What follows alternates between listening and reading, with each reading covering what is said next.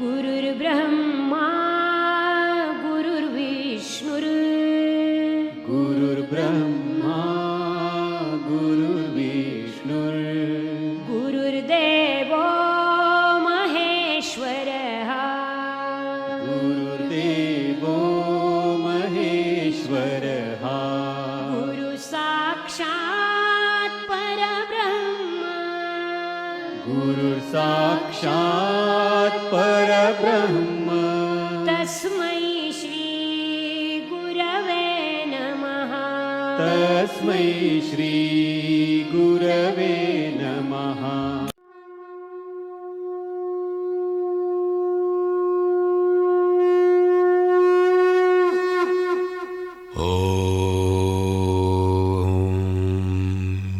श्री परमात्मने नमः।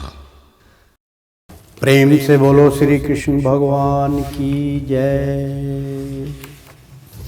मित्रों, भक्तों, मैं आचार्य श्री राजेंद्र कुमार सूर्यवंशी भगवान श्री कृष्ण की चरणों की धूल उनका शिष्य, मित्रों, भक्तों, श्री विष्णु पुराण का यहाँ पर प्रसाद वितरण हो रहा है। मित्रों, श्री विष्णु पुराण का पहला अंश चल रहा है। मित्रों, शुरू करते हैं।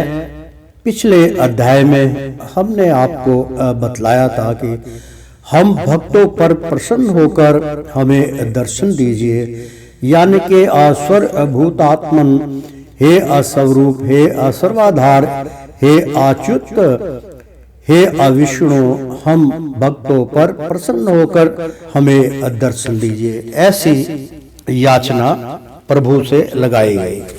मित्रों, वैसे तो आप जानते हैं कि जो 12 स्कंदों की भागवत जो थी, वो उसमें सर्वप्रथम काफी कुछ मतलब बतलाया गया था, क्योंकि 12 स्कंदों में किसी में 80, किसी में 90 अध्याय थे। इसमें तो अभी अध्याय चल रहे हैं, पहले अंश में अध्याय चल रहे हैं। मित्रों, लेकिन अंतर कोई नहीं है, सब उत्पत्ति वहीं से हुई है जहाँ से होनी चाहिए, लेकिन कुछ कुछ विशेषताएं जो है वो इसके पुराण में जो बतलाई जा रही है। श्री विष्णु पुराण प्राचीन काल से ये अद्भुत चली आ रही है, इसी के आधार पे आगे ग्रंथ की रचना होती है। मित्रों, तो प्रेम से बोलो श्री कृष्ण भगवान की जय, विष्णु नारायण की जय।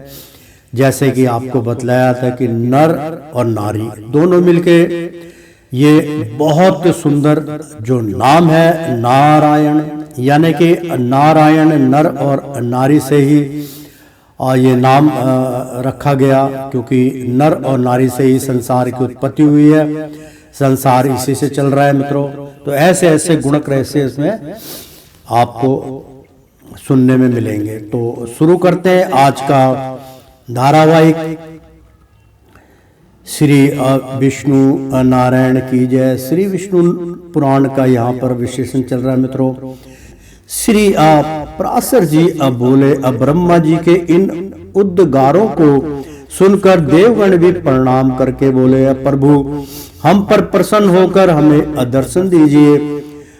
जगदम स्वगत अच्युत, जिसे ये भगवान ब्रह्मा जी भी नहीं जानते, आपके उस परम पद को हम प्रणाम करते हैं।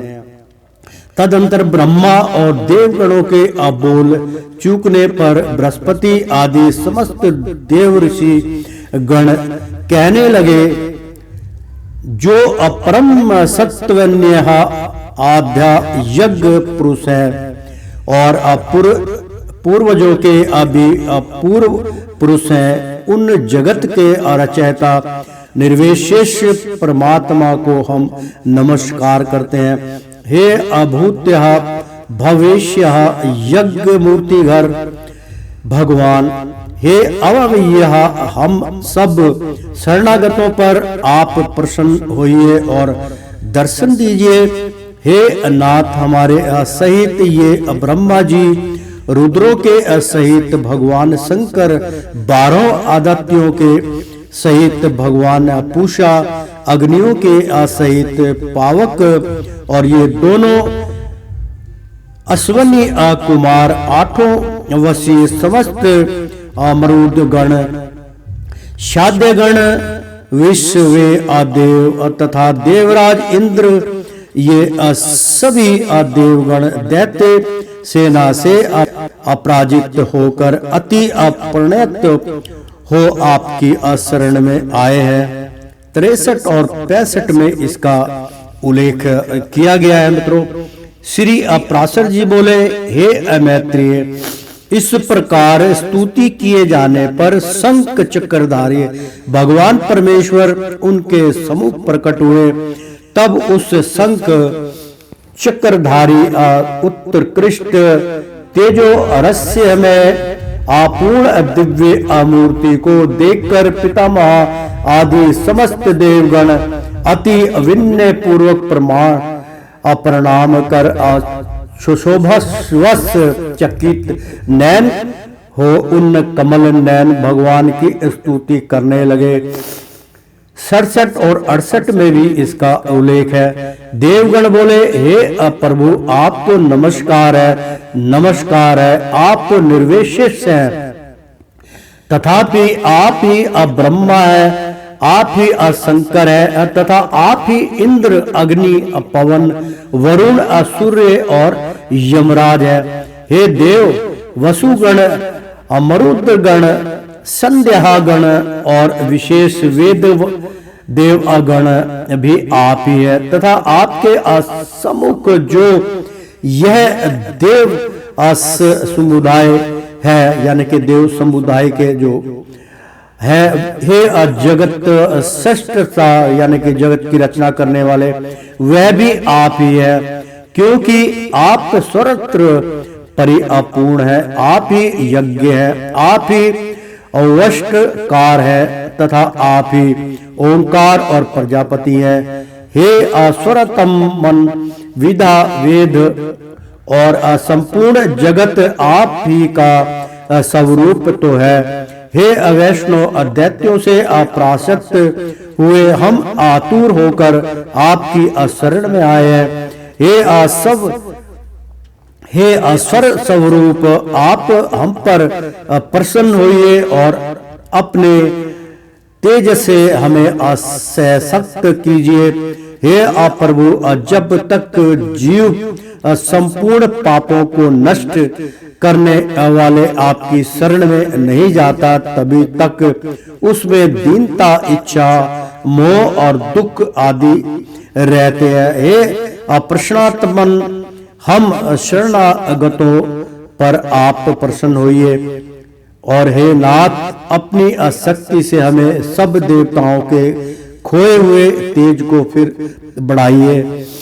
बहुत सुंदर स्तुति चल रही है मित्रों, क्योंकि हम लोग देवलोक से आए तो हमारे लिए भी यहाँ पे स्तुति चल रही है, तो हो सकता है कि हमारा भी इसके द्वारा जो है कल्याण हो जाए। मित्रों, श्री पराशर जी अब बोले, विनीत देवताओं द्वारा इस प्रकार स्तुति किए जाने पर विश्वकर्ता भगवान हरि प्रसन्न होकर इस प्रकार बोले। 75 में श्लोक में भी है, हे देवगण, मैं तुम्हारे तेज को फिर बढ़ाऊंगा, तुम इस समय मैं जो कुछ कहता हूं वह करो। क्षेत्र में श्लोक में, और तुम दैत्यों के साथ संपूर्ण औषधियां लाकर अमृत के लिए क्षीर सागर में डालो और मंदराचल को मथनी। मित्रों, यहाँ बहुत अच्छा प्रसंग आ गया है। समुद्र मथन की यहाँ पे व्याख्या आ रही है। मित्रों, मैं एक बारी इसका उच्चारण करके आपको बतलाता हूँ। श्री पराशर जी बोले, मित्रों, क्योंकि अभी मुनि वर्ग के अंदर ये जो गणना चल रही है मित्रों, बहुत सुंदर आपस में जो है पहला अध्याय का ये चल रहा है। तो इसमें जो है सब देवी देवताओं का भी इसके अंदर प्रसंग आया था मित्रों। तो श्री पराशर जी बोले, विनित देवताओं द्वारा, यानी कि देवताओं ने उनसे भगवान विष्णु नारायण से चतुर्भुज जो थे उनसे विनती की, हाथ जोड़ के प्रार्थना की। विनित देवताओं द्वारा इस प्रकार स्तुति किए जाने पर, यानी कि विनती करने पर और स्तुति की उनके गीत गाए, उनकी भजन कीर्तन किया और उनको प्रसन्न करने की पूरी अपनी जेहो जान से ताकत लगाई, तो स्तुति किए जाने पर विश्वकर्ता यानी कि पूरे संसार के कार्य को करने वाले, चलाने वाले, रचना करने वाले विश्वकर्ता भगवान हरि अप्रसन्न यानी कि हरि श्री हरिनाथ भगवान विष्णु नारायण श्री कृष्ण अवतार हरि अप्रसन्न होके इस प्रकार बोले। आप चित्र वहां हे देवगण मतलब प्रकट हुए हरि महाराज और बोले कि देवगण मैं तुम्हारे तेज को फिर बढ़ाऊंगा, यानी कि जो शक्तिहीन हो चुके थे, भगवान के प्रति ध्यान नहीं आ रहा था, नहीं जा रहा था, तब भगवान प्रकट हुए और कहने लगे मैं तुम्हारे तेज को फिर बढ़ाऊंगा, तुम इस समय मैं जो कुछ कहता हूं वह करो। भगवान क्या कहते हैं सुनिए, तुम दैत्यों के साथ, जो दैत्य है उनके साथ संपूर्ण औषधियां लाकर, यानी कि दैत्यों के साथ मिलकर, जो दैत्य है जो मतलब दैत्य शक्ति होती है, जो भूत प्रेतों की शक्ति होती है, उनके साथ मिल जाइए और साथ संपूर्ण औषधियां लाकर, यानी कि जंगल में चले आइए, औषधियां लाकर अमृत के लिए, यानी कि उसको शुद्धिकरण करने के लिए, अमृत का निकालने के लिए क्षीर सागर में डालो, मतलब क्योंकि समुद्र मंथन क्षीर सागर में हुआ था, तो अमृत के लिए क्षीर सागर में डालो और मंदराचल को मथानी, यानी कि मंदराचल जो पर्वत था मित्रों बहुत बड़ा था, उसकी मदानी की यहाँ पे व्याख्या चल रही है। मदानी मतलब उसको कहते हैं मित्रों, जैसे लस्सी बनाते हैं तो एक पात्र होता है, पात्र में जो है दही डाल दिया जाता है, चीनी डाल दी जाती है और भी जो मिष्ठान काजू किशमिश जो भी डाल दिया जाता है, फिर उसको मथनी से उसको मथा जाता है, तो मथने के बाद वो आपस में मिल जाती है और ज्यादा मथेंगे तो उसमें से घी निकलता है। तो इस प्रकार से मित्रों मथनी तथा वासुकी नाग को अनेति बनाकर उसे दैत्य और दानवों के सहित मेरी सहायता से मथ कर अमृत निकालो। मतलब वासुकी नाग को, यानी कि वासुदेव का जो नाग था, मतलब जो विष्णु नारायण जिस सैया पे विश्राम करते हैं उसको वासुकी कहते हैं। वासुकी नाग को, यानी कि वो इतना विशाल है कि नेति बनाकर, यानी कि उसकी रस्सी बना लीजिए, उसे एक तरफ से दैत्य और दानव के सहित, यानी कि दैत्य और दानव एक तरफ सहित मेरी सहायता से मत कर, यानी कि मेरी सहायता में उसको मैं आपका पूरा सहयोग करूंगा, मत कर अमृत निकालो। तो उस समुद्र में से अमृत निकालो, मथन कीजिए। तो 77 और 78 में इसकी श्लोक का जो है उच्चारण है। तो तुम लोग समान नीति का अवलंबन कर दैत्यों से कहो कि इस काम में सहायता करने से आप लोग भी इसके फल में समान भाग्य पाएंगे। वो लालच में आ गए। समुद्र के मथने पर उससे जो अमृत निकलेगा उसका पान करने से तुम्हें सबल और अमर हो जाओगे। हे देवगण, तुम्हारे लिए मैं ऐसी युक्ति करूंगा जिससे तुम्हारे द्वेषी दैत्यों को अमृत ना मिल सकेगा और उनके हिस्से में केवल समुद्र मंथन का कलेश ही आएगा। प्रेम से बोलो विष्णु भगवान की जय। बहुत सुंदर कथा चल रही है मित्रों, ध्यान से सुनिएगा। समुद्र मंथन की यहाँ पे आज चर्चा चल रही है मित्रों।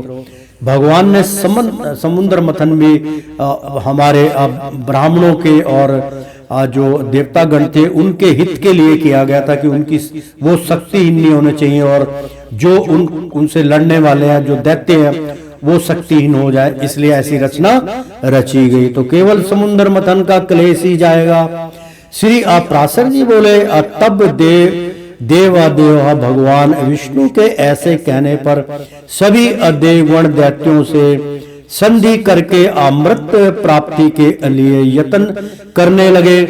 हे मैत्रेय, देव दानव और दैत्यों ने नाना प्रकार की औषधियां लाकर उन्हें अशरद ऋतु के आकाश की सी निर्मल क्रांति वाले क्षीर सागर के जल में डाला और मंदराचल को मथानी तथा वासुकी नाग को नेति बनाकर बड़े वेग से अमृत मथना आरंभ किया। भगवान ने जिस ओर वासुकी की पूंछ थी उस ओर देवताओं को तथा जिस ओर मुख था उधर दैत्यों को नियुक्त किया।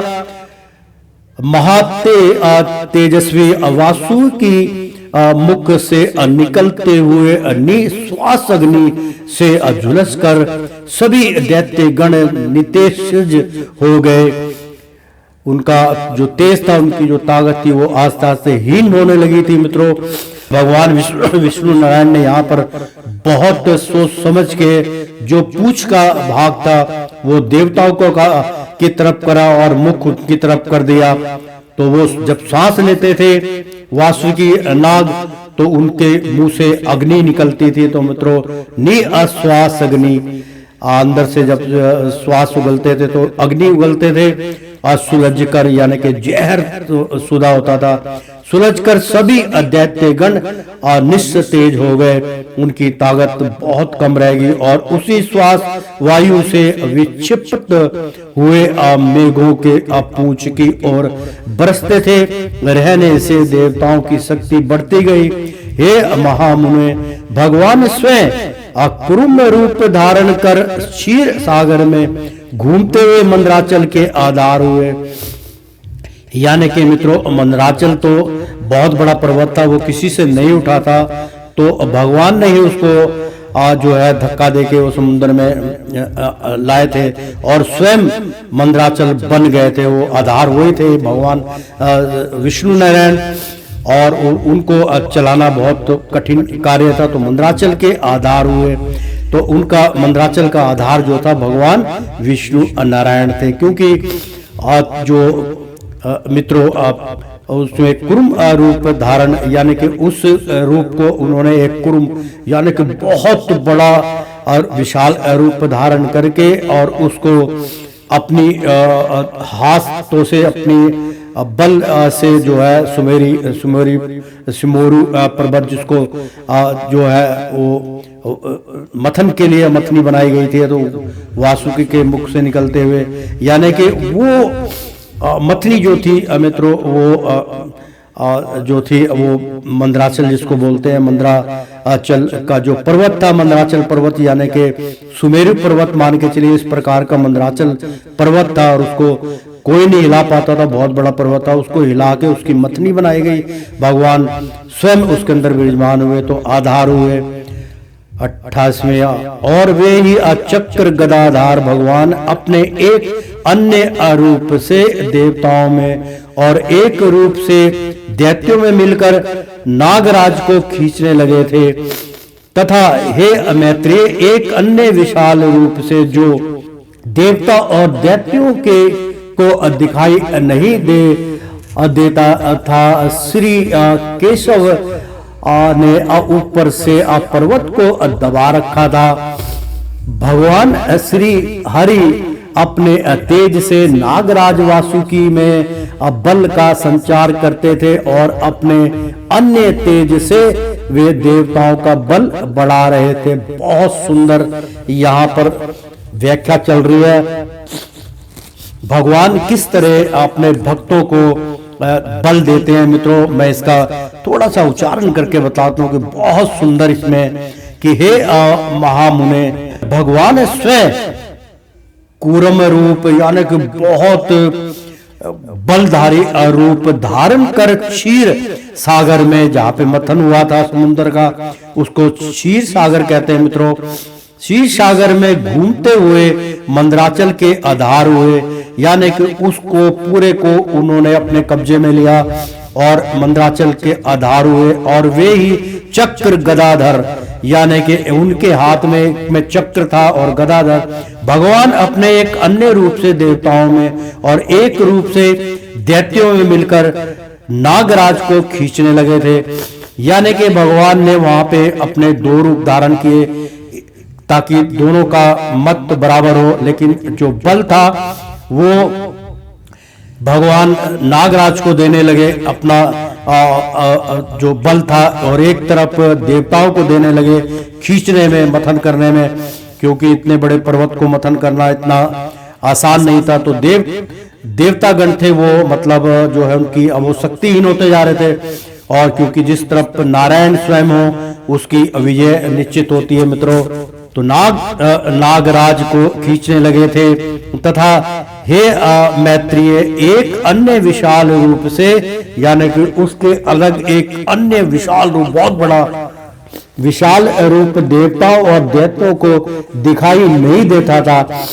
मतलब अदृश्य रूप में भगवान बहुत बड़े बलधारी हुए, जब विशाल रूप धारण कर लिया जाए तो वो नजर नहीं आता, उसको तो एक जैसे ही नजर आएगा। तो मित्रों श्री केशव ने ऊपर से पर्वत को दबा रखा था। केशव भगवान श्री कृष्ण का भी इस द्वापर युग में उनका नाम केशव भी कहा गया। तो मित्रों केशव ने ऊपर से केशव उनको भी कहा गया था, अर्जुन को भी केशव बोल देते थे, मतलब जो बलधारी होते उनको केशव कहा जाता है मित्रों, दिखाई नहीं देता था। श्री केशव ने ऊपर से पर्वत को दबा रखा था, मतलब जो पर्वत था वो इधर उधर डगमगाए ना, क्योंकि पर्वत घुमाना बहुत कठिन कार्य था। उसको अपने बल से एक अदृश्य शक्ति जो थी तीसरे रूप की, वो उससे उनको पर बैठ के उसको दबा रखा था, ताकि वो घूमने में मथने में कोई उसको विशेष तरीके से रुकावट ना आए। तो भगवान श्री हरि अपने तेज से नागराज वासुकी में बल का संचार करते थे, और अपने अन्य तेज से वे देवताओं का बल बढ़ा रहे थे। इस प्रकार देवता और दानवों द्वारा क्षीर समुद्र के मथे जाने पर पहले हैवी यज्ञ सामग्री की आश्रय रूपा सुर पूजितता कामधेनु उत्पन्न हुई। यानी कि जो सबसे पूजन्य थे कामधेनु गौ, वहां से सबसे पहले सर्वप्रथम उत्पन्न हुई। मतलब इसलिए हमारे हिंदू धर्म में जो है गौ को माता मानते हैं, कि गौ का मतलब होता है कि बिल्कुल सादी और बिल्कुल निर्मल काया और बहुत सीधी स्वभाव की उसको बोलते हैं मित्रों। तो सबसे सर्वप्रथम यानी कि इस प्रकार देवता और दानवों द्वारा क्षीर समुद्र के मथे जाने पर पहले हवि यानी कि हवन के अंदर जो उसमें हवन करने के बाद उसमें जो निकला जाता है, उसमें से जो आहुति निकल रही थी वो थी हवि यज्ञ सामग्री। यानी कि सबसे पहले यज्ञों की सामग्री उसमें से, क्योंकि जो उसके अंदर शुद्धिकरण के लिए सामग्री जो है पहले ही उसमें हवन सामग्री पहले ही डाला गई थी, जड़ी बूटियों डाली गई थी, उसमें से फिर उसका यश निकला। यानी कि यज्ञ सामग्री उसी समुद्र मतन में से उत्पन्न हुई, तभी हम लोग जो यज्ञ करते हैं उसमें सामग्री का वो प्रयोग किया जाता है मित्रों। तो जाने पर हवि पहले हवि यज्ञ सामग्री की आश्चर्य रूपा यानी कि उसके आश्चर्य रूपा यानी कि हवि हवन और यज्ञ सामग्री यानी कि दोनों एक ही है। हवि का मतलब भी हवन होता है मित्रों, और यज्ञ हवन को कहते हैं। तो सामग्री उसमें जो आहुति डाली जाएगी वो हो गया, तो वो उसमें से निकला था। उसके अलावा कि आश्चर्य रूपा यानी कि उसके आश्रय उसके सहायक से सुर पूजिता यानी कि बहुत सारे स्वर्ग लोगों में सुरों में पूजन्य कामधेनु उत्पन्न हुई। तो कामधेनु आप जानते हैं, कामधेनु गौ थी जो सबसे पहले उत्पन्न हुई थी।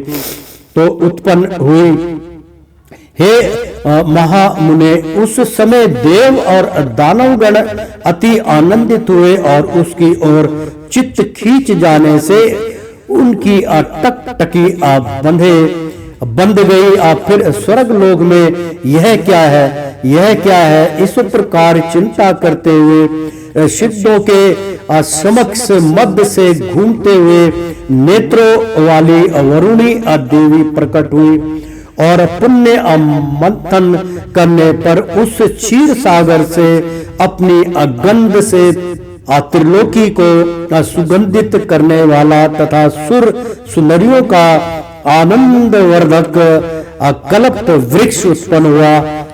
आप जानते हैं कल्प वृक्ष भगवान स्वर्गलोक से नीचे जो है अपनी आराधना के लिए उसको नीचे वृक्ष को ले आए थे और उससे उसका अहंकार जो है वो टूट गया था।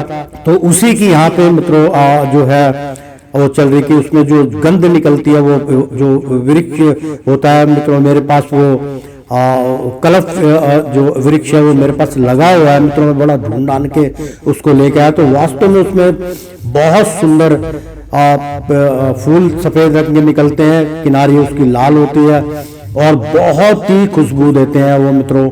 तो आनंदवर्धक कल्प वृक्ष उत्पन्न हुआ, वहीं से समुद्र मंथन से जो है कल्प वृक्ष जो है वो उसी में से उत्पन्न हुआ था। हे अमैत्रिय अतत पश्चात क्षीर सागर से रूप और उदारता आदि गुणों से युक्त अति अद्भुत अप्सराएं प्रकट हुई। अप्सराएं भी उसमें से उत्पन्न होने लगी है। फिर चंद्रमा प्रकट हुआ समुद्र में से, क्योंकि आज समुद्र जो है समुद्र का पुत्र है चंद्रमा मित्रों। बहुत रहस्य की बात है कि क्योंकि पूर्णमासी में आप ने नहीं सुना हुआ तो मैं सुना देता हूं आपको कि कभी भी अगर आप समुद्र के किनारे हैं और पूर्णमासी का दिन है तो उस दिन समुद्र जो है उसकी लहरें बहुत ऊंची ऊंची उठती हैं। वो अपने पुत्र को मिलने के लिए मोहग्रस्त हो जाते हैं और ऊपर छलांग लगाते हुए उसको चंद्रमा को प्यार करते हैं, छूने की कोशिश करते हैं। लेकिन ये केवल जिस दिन पूर्णमासी होती है उसी दिन ये चमत्कार होता है मित्रों। तो फिर चंद्रमा प्रकट हुआ तो चंद्रमा जब समुद्र से उत्पन्न हुआ तो समुद्र का पुत्र हुआ ना मित्रों।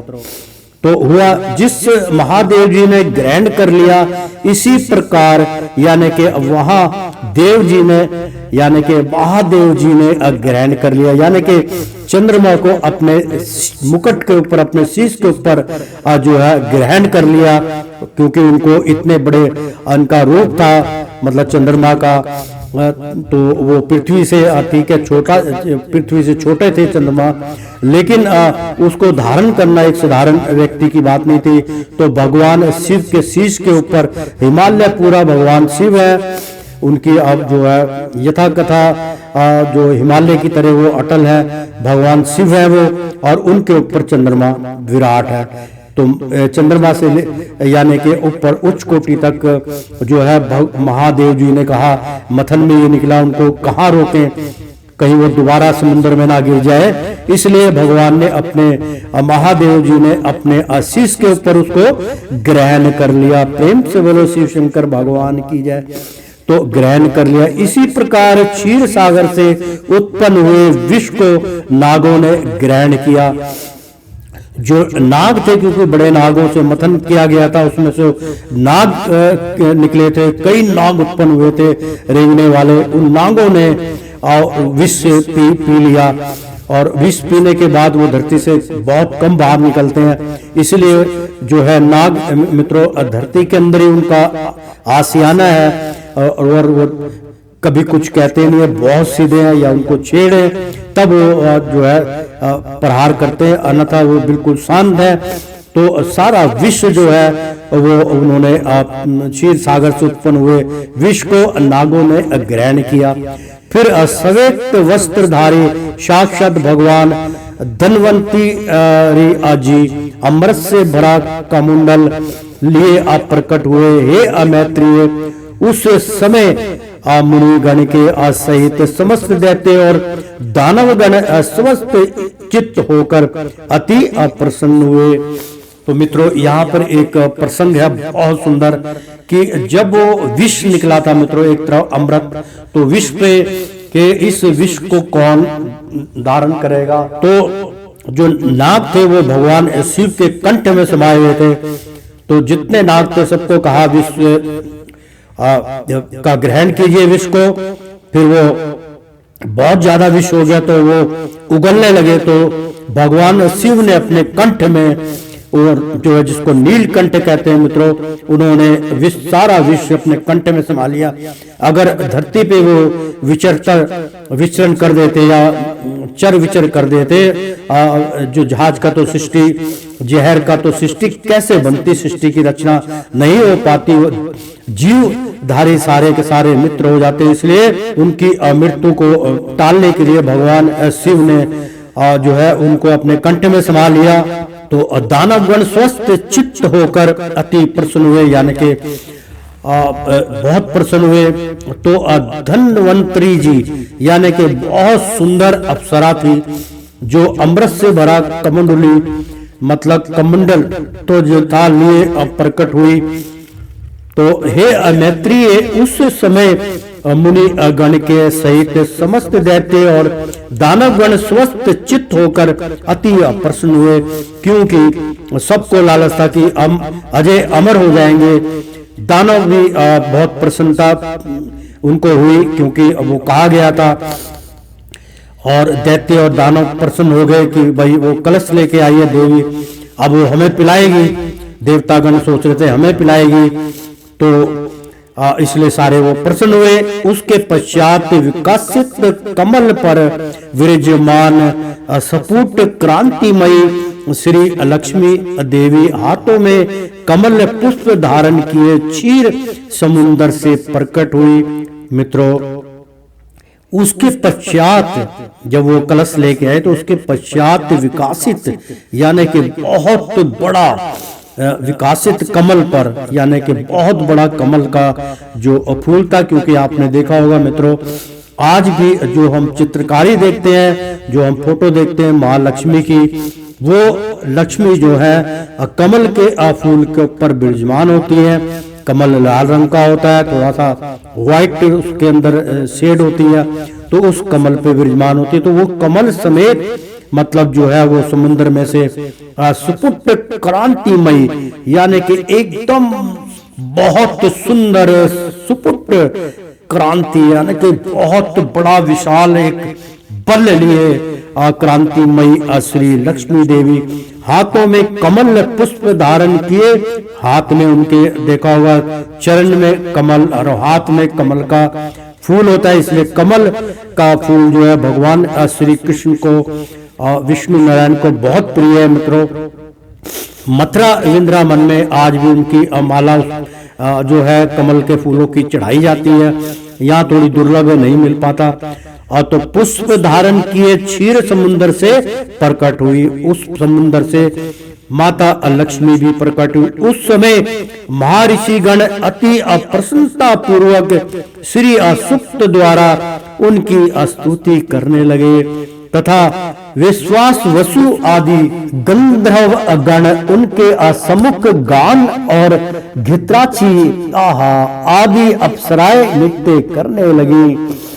101 और 202 उन्हें अपने जल से स्नान कराने के लिए गंगा आदि नदियां स्वयं उपस्थित हुई और दिग्गजों ने सुवर्ण कलशों में भरे हुए उनके निर्मल जल से स्वर्गलोक महेश्वरी श्री लक्ष्मी देवी को स्नान कराया। क्षीर सागर ने मूर्तिमान होकर उन्हें विकासित कमल पुष्पों की माला दी तथा विश्वकर्मा ने उनके अंग प्रत्यंग में विविध आभूषण पहनाए। मतलब लक्ष्मी का यहाँ पर मित्रों बहुत सुंदर यहाँ पे एक लक्ष्मी जी का प्रसंग चल रहा है कि किस किस ने उनको क्या क्या भेंट दी। क्योंकि जब लक्ष्मी विराजमान हो तो भेंट जरूर देनी चाहिए। हम तो अपनी जो हमारे घर में धन आता है मित्रों, जो हम कमाते हैं, क्या कभी हमने सोचा कि जो धन आया तो हम उसका सत्कार कैसे करें। तो उसका सत्कार मित्रों याद रखिए, चाहे आप 11 रुपए चाहे 21 रुपए, जब भी आपको तनख्वाह मिलती है, मेहनत की कमाई होती है, केवल मेहनत की जो है कमाई हुई लक्ष्मी को अर्पण करने के लिए आप 11, 21, 51 जो भी आपसे बनता है श्रद्धा भाव से चाहे मंदिर में मत्था टेकिए, नहीं तो घर में उसका भोग बनाइए, हलवा बनाइए, मिष्टान भोग लगाइए, लक्ष्मी को भोग लगाइए, वासुदेव को लगाइए। देखिए आपकी लक्ष्मी कितनी प्रसन्न होती है और कितना धन आपको प्राप्त कराएंगी। तो मित्रों, निर्मल जल से स्वर्ग लोक महेश्वरी, यानी कि स्वर्ग लोक की महेश्वरी, जो स्वर्ग लोक में जिनकी मानता है महेश्वरी, श्री लक्ष्मी देवी को स्नान कराया, श्री क्षीर सागर से अमूर्तिमान होकर उन्हें विकसित कमल पुष्पों की माला दी। यानी कि क्षीर सागर ने मूर्तिमान, क्षीर सागर के जो देवता थे यानी कि जो समुद्र देवता थे वो प्रसन्न हुए। उन्होंने क्षीर जो थे वो देवता था, मतलब क्षीर गंगा सागर इसलिए कहा कि क्षीर वहां का जो बलधारी जो था वहां का मालिक था, उसको क्षीर बोलते। जैसे बोलते बहुत निर्मल क्षीर गंगा, आप तो क्षीर गंगा के समान है, तो मतलब बहुत पवित्रता से क्षीर सागर उत्पन्न हुए। उन्होंने मूर्तिमान यानी कि भगवान की विष्णु नारायण की जो लक्ष्मी जी हैं उनको मूर्तिमान समझकर उनको देखा, उनको स्पर्श किया, चरण वंदना की और उनका आदर करने के लिए मूर्तिमान होके, मतलब उनके समस्त उनके बिल्कुल उनके अधीन होकर उन्हें अविकासित यानी कि बहुत बड़ा कमल पुष्पों की माला दी, बहुत बड़े कमल पुष्पों की माला भेंट करी है। तथा विश्वकर्मा जिन्होंने लंका बनाई थी मित्रों, विश्वकर्मा भगवान के अधीन थे, भगवान का वो बहुत कहा माना करते थे, तो वो क्यों पीछे रहते। विश्वकर्मा उत्पन्न हुए, उन्होंने उनके अंग प्रत्यंग में विविध यानी कि लक्ष्मी जी के अंग प्रति अंग में यानी कि अपने उनकी मांग का टीका हो गया और कान के झुमके हो गए, नाक की नथनी हो गई, गले का हार हो गया, हाथ के कंगन हो गए, पैर की पाजेब हो गई, करदनी हो गई। जो भी स्त्री का श्रृंगार होता है यानी कि अलग अलग किस्म से मालाएं, तो प्रति अंग में विविध आभूषण पहनाए। इस प्रकार दिव्य माला और वस्त्र धारण कर, दिव्य जल से स्नान कर, दिव्य आभूषण से विभूषित हो श्री लक्ष्मी जी संपूर्ण देवताओं को देखते देखते श्री विष्णु भगवान के वक्ष स्थल में विराजमान हुई। प्रेम से बोलो श्री कृष्ण भगवान की जय। मित्रों, बहुत ही सुंदर यहाँ पर व्याख्या चल रही है, महालक्ष्मी उत्पन्न हुई। तो हे मैत्री, श्री हरि के वक्ष स्थल में अविराजमान श्री लक्ष्मी जी का दर्शन कर देवताओं को अकस्मात अत्यंत प्रसन्नता प्राप्त हुई। और हे महाभाग, लक्ष्मी जी से अपरित्यक्त होने के कारण भगवान विष्णु के विरोधी विपरीत चित्त आदि दैत्य गण परम उद्दागन व्याकुल हुए। तब उन महाबलवान दैत्यों ने श्री धन्वंतरी जी के हाथ से वह कमंडलू छीन लिया जिसमें अति उत्तम अमृत भरा हुआ था। अतः स्त्री मोहिनी रूपधारी भगवान विष्णु ने अपनी माया से दानवों को मोहित कर उनसे वह कमंडलू लेकर देवताओं को दे दिया। यानी कि जब वो बहुत भारी पड़ गया, वो मोहित हो गए कि ये जो अमृत है हमारे, क्योंकि बल उनमें ज्यादा था, देवताओं में उस टाइम पे कम था, तो उन्होंने उसको कलश को छीनने की कोशिश की, क्योंकि कमंडल जो था उसके अंदर अमृत का भरा हुआ था। समुद्र मंथन के बाद मित्रों जो उसमें बताइए एक बूंद भी एक प्राणी के लिए बहुत अजय अमर का अमृत था वो, तो उत्तम अमृत भरा हुआ था। अतः स्त्री अमोनी यानी कि भगवान ने वहां पर रूप धारण किया, भगवान श्री कृष्ण यानी कि विष्णु नारायण ने मोहिनी रूप धारण किया। रूपधारी भगवान विष्णु ने अपनी माया से दानवों को मोहित कर उनसे वह कमंडलू लेकर देवताओं को दे दिया। प्रेम से बोलो श्री कृष्ण भगवान की जय। मित्रों, बहुत सुंदर यहाँ पे प्रसंग चल रहा है। सारे मेरे भक्त जनों पे माँ लक्ष्मी आज इस टाइम बहुत ही प्रसन्न है।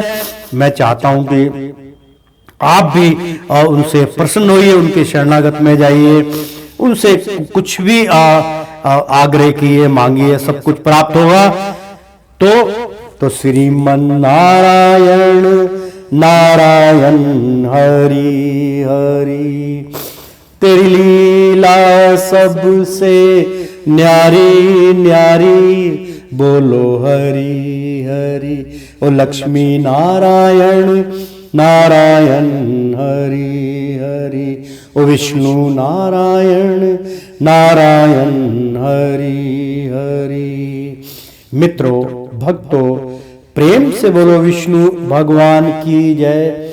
मित्रों, विष्णु और पुराण चल रहा है, बहुत सुंदर कथा चल रही है, आनंदमय हो जाइए, सुनिए। परंतु एक बार दिल से, तय दिल से, प्रेम से एक बार बोल दो ना, राधे राधे कृष्णम कृष्णम।